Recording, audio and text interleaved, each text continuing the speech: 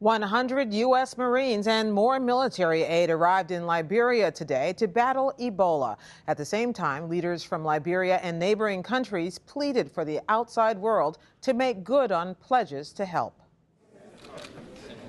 Appeals from West African leaders dominated a World Bank meeting in Washington today. On video link, the presidents of Sierra Leone and Liberia pressed for action, not just talk.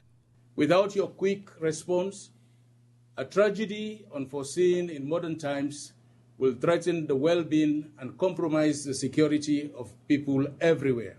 This means the construction of treatment and testing and burying centers within a time frame of 1 month.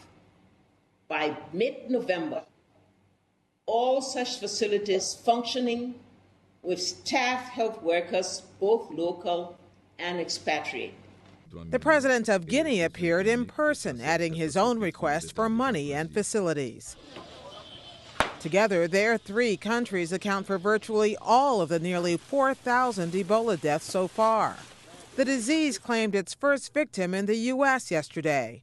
Thomas Eric Duncan contracted the disease in Liberia before flying to Texas.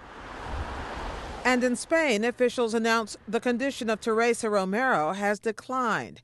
She's a nurse who treated an Ebola patient and was diagnosed herself this week. The patient has expressly forbidden us to give information about her health and clinical condition. I've only come here to confirm that her clinical condition has worsened. 4 more people who had contact with Romero were placed in isolation units for monitoring. They included a doctor who said he cared for the nurse without being told she was infected. The case has prompted protests by health workers and others in Madrid and questions about how the nurse was infected in the first place. We have followed all the necessary precautions they've told us to follow. Are those rules incorrect? That we don't know. The European Commission joined today in demanding that Spain give full explanations of exactly what happened. Meanwhile, a United Nations employee infected in Liberia arrived for treatment in Leipzig, Germany today, and international airports in New York, Newark, Washington, Chicago, and Dallas prepared new screening for travelers from West Africa, including fever checks and other measures.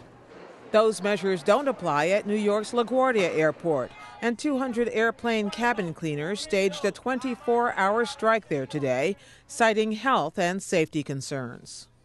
And in Washington, a mostly Republican group of 26 lawmakers sent President Obama a letter calling for even more stringent restrictions, including visa bans and quarantines. At the same time, U.S. troops at Fort Hood, Texas, stepped up safety training ahead of being deployed to West Africa. We'll hear from one of the medical groups struggling to corral the outbreak after the news summary.